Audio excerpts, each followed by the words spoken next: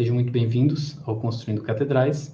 Eu sou Eduardo Fausti, arquiteto especialista em arquitetura sacra e seu anfitrião.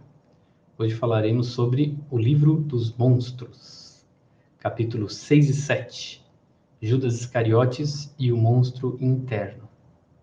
Para falar sobre esse tema, minha conversa é com o monge beneditino, Dom Roberval Monteiro, que é pintor, professor do Pontifício Ateneu Santo Anselmo em Roma, e tem mestrado e doutorado em Teologia e Iconografia pelo Pontifício Instituto Oriental de Roma.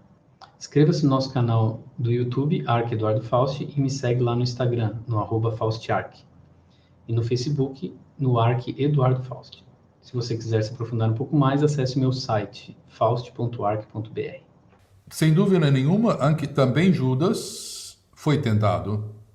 E também Judas, como Eva e como Adão, não foi tentado no sentido, mas esse Messias está muito estranho. Esse Messias é um monstro para mim. Jesus era um monstro para Judas, porque ele não entendia Jesus. A figura de Judas é muito controversa, Fausto. É muito complicado, porque justamente encarna cada um de nós. Digamos que os evangelistas, quando falam de Judas, eles queriam falar de cada um dos apóstolos, porque cada um o traiu de uma maneira. A diferença de Judas é que ele não aceitou o caminho de volta, que é aquilo que Adão e Eva tiveram que fazer, né, e fizeram e aceitaram. O Pedro também traiu do mesmo modo, inclusive Pedro traiu de uma forma mais terrível ainda, né? Mas justamente... Então, o fracassar no exame não significa que ele reprovou. Significa que ele tem que fazer o exame de novo, né? Eu falo como professor universitário, então é muito difícil alguém reprovar na universidade. Tem que ser realmente muito... Porque, digamos, se você não passa nesse exame, você vai ter que fazer um outro e fazer um outro. Nem que pode demorar mais, mas você vai acabar terminando. Dom Roberval, o que falar sobre o monstro que reside dentro de nós? Dentro de nós, o monstro guarda um tesouro. Talvez o tesouro seja o monstro mesmo.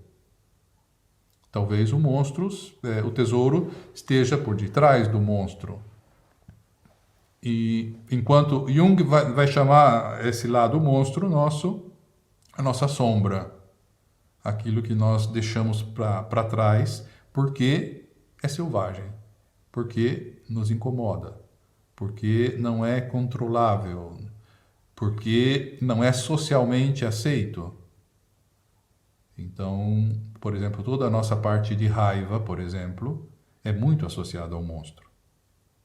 Porque, de fato, quando a gente fala de raiva, a gente sempre fala de monstro, né? A pessoa ficou uma fera, né? Então, estamos falando de um lado... E todos nós, quando nós temos um ataque de raiva, nós nos sentimos monstro. Mas nós fomos educados socialmente a reprimir a raiva. A raiva tem que ser evitada, porque não é socialmente aceito você dizer: eu estou com muita raiva e agora eu não quero mais falar com você por umas 3 horas. Quando passar a raiva, vamos conversar. Mas isso não é socialmente aceito, porque pessoas de bem não expressam raiva. Então, nesse sentido, todas as nossas raivas vão passando para trás de nós, na nossa parte sombria, tenebrosa. E aí, pobrezinho da criança sonha com monstros, que na verdade são os seus sentimentos de raiva. Sonham com o diabo. O diabo está muito associado com a raiva. Muito associado, porque quando a gente está com muita raiva, a gente se sente possesso. Quando uma pessoa ficou furiosa, nós dizemos: a pessoa ficou possessa. Quer dizer, ela fez a experiência ou as outras pessoas fizeram a experiência de que ela não estava em si. e que uma outra pessoa estava falando no lugar dela, ou estava atuando no lugar dela. Então, eu não quero dizer que não existe o diabo, ou que, digamos, não exista um tentador e tudo mais, mas, digamos que os meios que ele usa não são tão óbvios, digamos, a tentação elas vêm de uma forma muito mais sutil, muito mais sutil. Então, tem um outro filme que eu quero recomendar, que é um filme já deve ter mais de uma década, se chama Onde Vivem os Monstros. É um romance que foi escrito, um livro, eu penso que um americano que escreveu, e depois foi feito um filme também. E justamente é um filme terrível. É um filme, parece filme de criança, mas não, de criança não tem nada, porque são crianças que estão nesse mundo dos monstros, onde os monstros vivem, que é tipo uma ilha, um lugar, mas na verdade quem se revela monstros são as crianças. As crianças são os monstros, na verdade. Esse é o lado que esse autor revela e que é muito real. É muito real. Quem já sofreu bullying quando era criança sabe muito bem quanto monstro pode ser uma criança, né? E quanto cruel pode ser uma criança com um adulto. Então, digamos, com todo o respeito pelas crianças que nós fomos, por todo o respeito que das crianças que são hoje, não vamos idealizar, porque dentro de nós vivem monstros agressivos, violentos, sobretudo, justamente quando não são educados a expressar a raiva de uma forma conveniente, de uma forma tranquila, de uma forma natural. Então, aquele lado selvagem se esconde e usa artifícios, artimanhas para atacar. É impossível entender o mundo externo sem o mundo interno, ou o interno sem o mundo externo. Então, essa relação entre macrocosmo, microcosmo, que as constelações e o universo, na verdade, estão em profunda conexão com o meu mundo, os meus mundos interiores.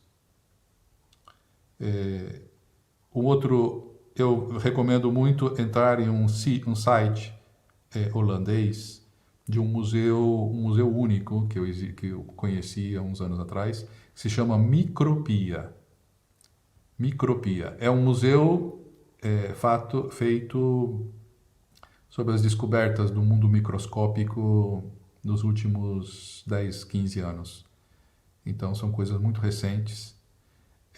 E agora, com o coronavírus, eles devem ter coisas interessantes sobre isso.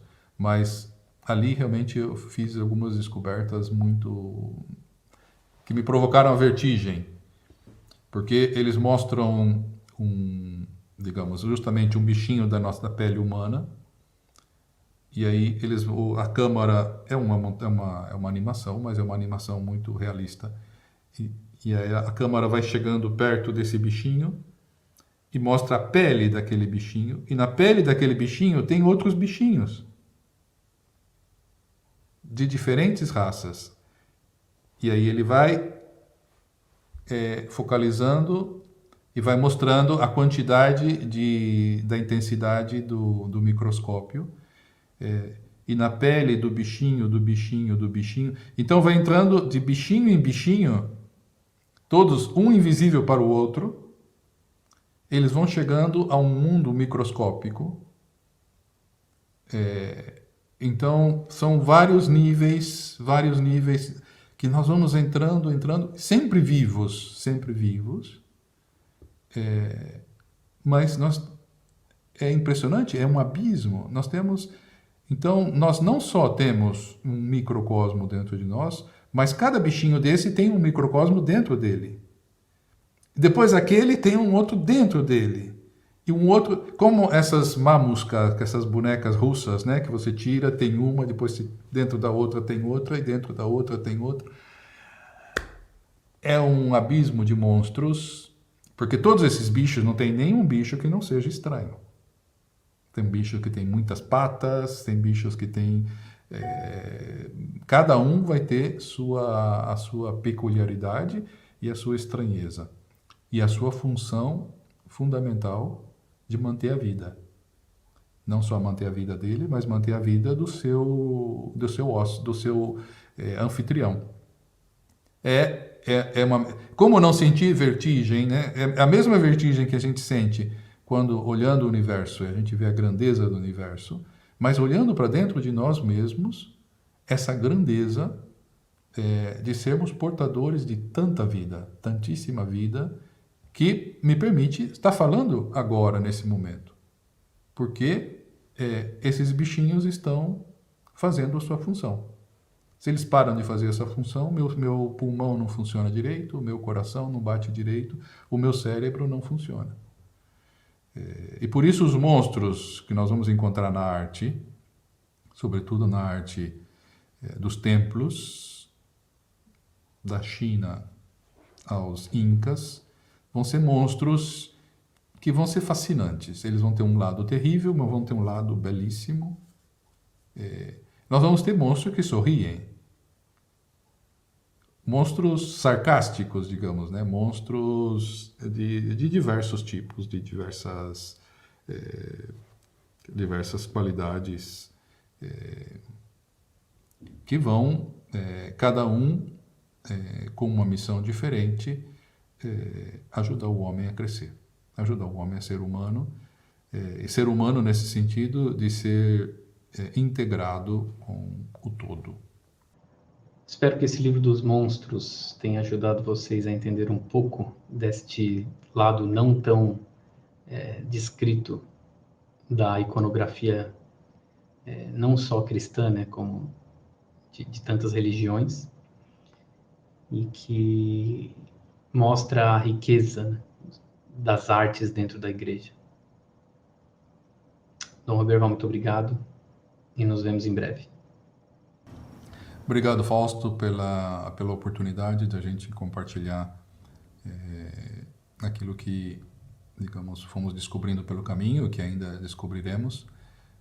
Penso que a nossa missão nessa vida é aprender muito, aprender sobre o amor, aprender a nos deixar amar, aprender e, sobretudo, compartilhar aquilo que nós aprendemos, que é também uma forma de aprender, né? Porque, na verdade, quando a gente tem que explicar aquilo que a gente entendeu, na verdade, a gente aprende de novo, aprende de forma mais profunda. Então, agradeço muito essa oportunidade de poder partilhar com você, com os seus telespectadores, essas coisas maravilhosas que nós temos no tesouro da nossa humanidade e, sobretudo, temos no tesouro do cristianismo, que soube sabiamente se apropriar da linguagem humana para transmitir realidades inefáveis do mistério da encarnação, do Verbo de Deus, mistério da paixão, da morte e ressurreição de Cristo, que poderia ser traduzido somente com símbolos de linguagem simbólica humanos. Então, digamos, graças a essa linguagem que a gente vai descobrindo, a gente vai podendo entrar em posse desses tesouros, infelizmente, que a maioria dos católicos desconhece, ou às vezes até interpreta como sendo uma coisa do inimigo, quando na verdade é do amigo, né? Então a gente acaba fazendo como Eva, pensando que algumas coisas são do inimigo, quando na verdade são símbolos que precisam ser mastigados, digeridos e assimilados.